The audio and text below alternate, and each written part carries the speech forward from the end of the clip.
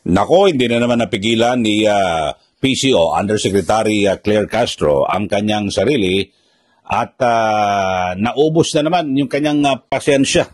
Mukhang kinakailangan ho ito na sumailalim sa anger management therapy. Ito pong si Yusek Claire Castro. Alam nyo ho, bigla ho itong napikon at talagang nagtaso ng boses Hindi na ho napigilan at talagang nagalit ho ito sa isang reporter diyan po sa Malacanang matapos na itanong na bagamat ay siyempre ang sa survey ay tumaas ng 10 points percentage. Ito hong si Pangulong Marcos Jr. ay sabi ho kasi ng reporter mataas nga pero ang layo ng agwat niya dito sa survey ni VP Sara Duterte. Ayan, tignan nyo ho. Itong pinaka-latest the survey ng SWS ay umakyat naman ho sa 48%. Ito hong rating o trust rating ni Pangulong Marcos Jr. Ayan ho. At samantalang si VP Sara from 60. Kasi sa nakaraan ay nakarang buwan ay 60% yung kanyang survey. Ngayon umangat ng isa lang kasi masyadong mataas na ho Hindi po ba? At ngayon, tumaas ng bahagya. Pero ang tanong ho ng reporter ay napakalayo ng agwat ni Pangulong Marcos kasi siya po ang presidente, di ba? At alam naman natin, kapag ikaw presidente, kompleto ka sa resources, di po ba? At lahat to na mga pwedeng ipamigay sa tao, pwede mo ibigay at lahat ng mga proyekto na dapat na ilunsad para sa tao, pwede mo maibigay dahil sa dyan po, karamihan po sa ating mga kababayan, tumitingin din po sa performance ng isang presidente at kung ano yung kanya nilang nagagawa sa bayan. So yan po, no? At base po sa survey ay tumaas din. Ito pong sina Senate President Chis Escudero at House Speaker Martin Romualdez. Pero ang ikinapikon ho rito ni Yusek Claire Castro ay parang tambak pa rin Kumbaga sa basketball tambak na dati, umangat ng konti, nakaahon ng 10 points, pero tambak pa rin. Ito, pakinggan ho natin. Nako, grabe ho itong panggagalaiti ni Yusek Claire Castro. Pakinggan nyo ho At ang taas po ng boses, nakakatulig ho ito Pakinggan ho natin mga kabayan, ang tanong muna ng reporter. So ma'am, parang sinasabi niyo po na numbers lang naman ito po. Kasi ma'am, si VP Sara po, 61% ang trust rating niya. Ano po kayang gagawin ng gobyerno para man lang makadikit doon sa trust rating ng... Wala po kami gagawin kundi magtrabaho. Magtatrabaho po kami na magtatrabaho at hindi po kami magbabakasyon hanggat sa kakayanin. Trabaho lang ng trabaho. Thank you po. Yun, taas ng boses, no? Nakakagulat naman, no? At least tumaas na nga. Madali naman kung sa maayos na pagsagot ho rito.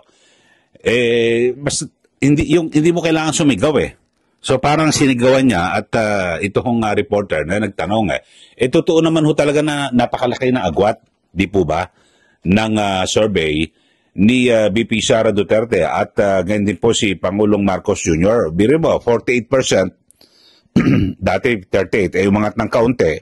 Tapos ngayon, 61%. So talagang napakataas pa rin ho mga kababayan at ito po ay sa kabila ng patuloy na, di ba, ito pong si VP Sara, inuupakan ho, kaliwat kanan ng kanyang mga kritiko, partikular po ng mga anti-Duterte at maging ng ilang mga opisyal ng ating gobyerno at again din po ng ng mga politiko. Yun ho, pero talaga napapanatili po ni VP Sara Duterte yung kanyang mataas na rating, 61%. Samantalang itong si Pangulong Marcos umangat naman. At siguro kasi halos araw-araw talaga nag-iikot at 'di ba, naglulunsad ng kung ano-ano mga proyekto. Pero sa ngayon sa pagpasok po ng kanyang sa zona ay pang-apat na zona mga kababayan at yan po ay sakto 3 taon na po siya, mahigit 3 taon, nakakalahati na po sa kanyang termino. Kayo ho ba ay meron na kayong naaalala na sabihin natin na magmamarka na isang proyekto ho o isang programa na, oy, yan pinagawa yan ni BBM. Meron ba kayo narinig? Ay, yung ganyang project na yan, kay BBM yan. Wala ho, di po ba? Bagamat yung 20 pesos na inilunsad po para yung sa presyo po ng bigas, may subsidy ho ang gobyerno dyan at pili lang ho ang pwedeng makabili ng 20 pesos na kada kilo ng bigas. At ito po ay pinag-aambagan ho natin ng mga nagbabayad ng buwis.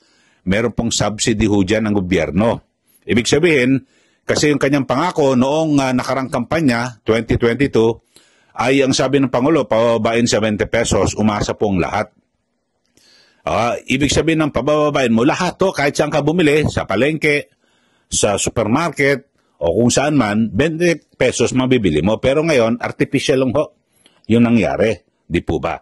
So, yun lang ho. At talagang mukhang kailangan ho ni UC Claire Castro ng anger management at therapy para mapigilan niya yung kanyang sarili na ganyan, nagagalit, spokesperson ka.